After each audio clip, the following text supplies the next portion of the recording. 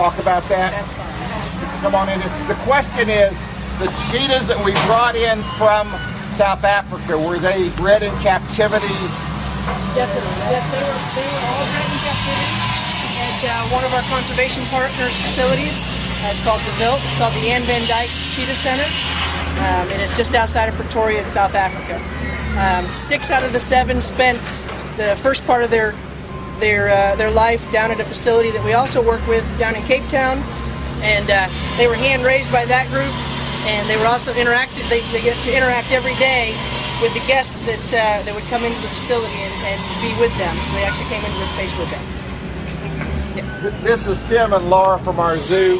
So the program will be a breeding program as well. The first order of business is, of course, to open this exhibit and have cheetahs out on the exhibit every day, showcasing their abilities. And then later down the road, we actually work with the organizations here in the States and across the world for breeding possibilities. So part of the reasons that the 7 cheetahs came from South Africa was because they're new genetics to the States. Very important in that there's not a lot of cats in the States right now, and the genetics are pretty slim. We ask. Oh, go ahead. Will they be working when they're running beside the poster? Will they be going like in shifts, like 2 or 3 at a time, or? We have 3 different groups right now, and those will change. The social structures, just like human structures, change all the time. The social structures for these cats will probably change over time as well. We have 7 females living together, the 7 that came from South Africa. I expect that over time there will be some shifts in the social behavior, and some of those probably will no longer get along with the others, and we'll work through that as we work with them every day. The other 2 groups that we have an older group, a 10 and a 12-year-old male and female, and then we have another group that is actually 3 youngsters that are just about 15 months old right now, 2 males and a female. And like I said, all of them belong to the SSP. They're a part of the SSP program, which is the Species Survival Plan. And so the expectation will be that some of them will probably leave Busch Gardens after a few years. The youngster's not old enough yet to breed, so our program is going to be based on them coming of age and then where they see fit within the system to have them breed. So they'll be working in those groups. Mm-hmm.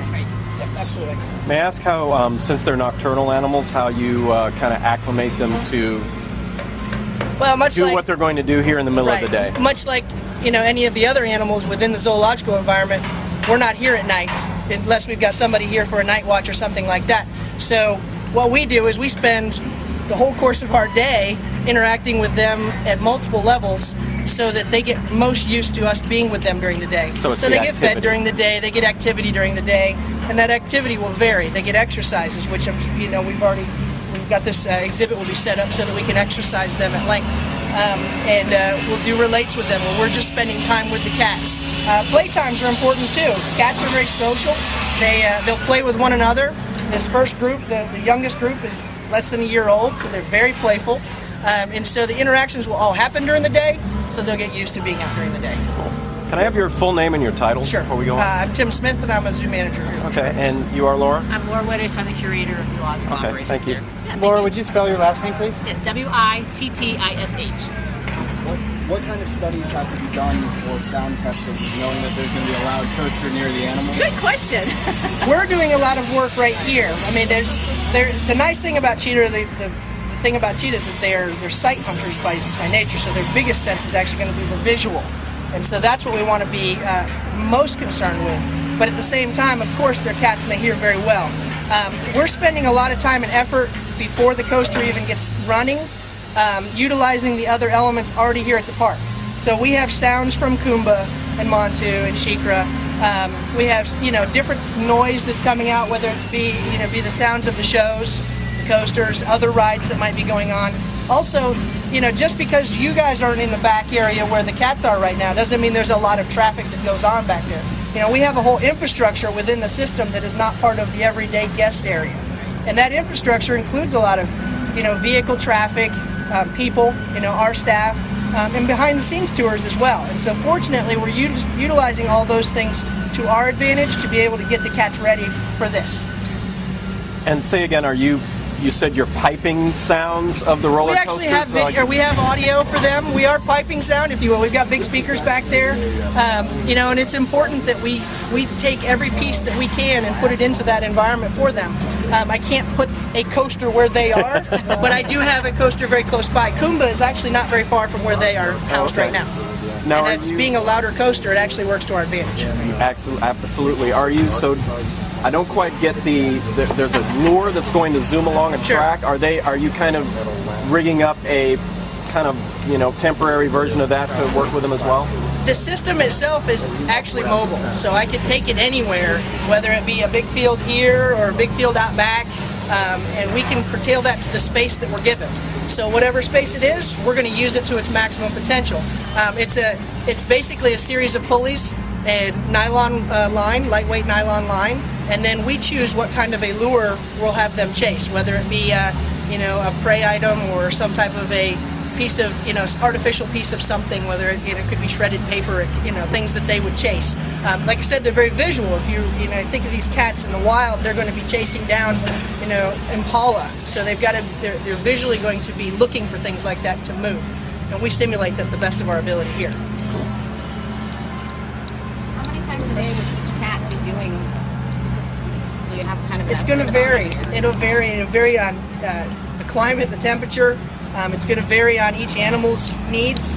You know, I mean, our older 12-year-old male, No. he sure likes to lay around. You know, I mean, we're not expecting him to go out and run. We've actually utilized the lure to see what his interest is, because we know he hasn't run in a long time, and he walks after it. So that's okay. You know, we know that we base his plan on that. The younger cats, we know they're very excitable, so we know that they're going to probably run more times in a day. And then I think you asked the question earlier about the social structures. As they change, it's going to change which cats will run when, where, and how, and who with. You know, you don't want to put two cats that are aggressive towards one another chasing the same prey item. You know, it's going to end badly for the lure and for the cats, and we don't want to set that up. We want to make sure that it's fun, it's exciting. The guests get to see something that's really unique, and at the end of it, it's playful. Okay, so I know the cheetahs are going to be a very integral part of the coaster too, and you've got, what, 12 out of the 15 here now? 12 out of 14. Two more coming out of property. Probably next couple months.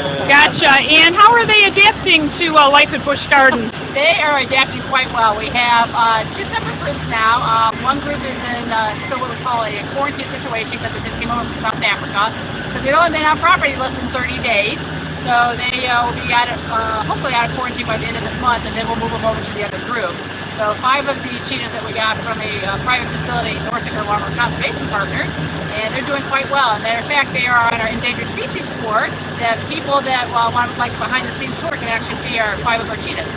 Yes, I took that, and I highly recommend that. That was wonderful. And I noticed they did seem to be really enjoying the cushy life when they get those nice chunks of meat. Yes.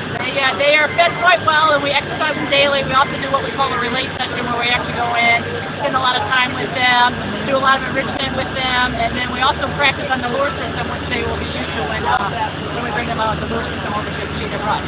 And how are they responding to that? I heard earlier saying that some of them are really enthusiastic and some of them are kind of lazy. Yeah, unfortunately our 10-year-old male is probably the laziest of them all, and that's okay. He's doing what he's supposed to do.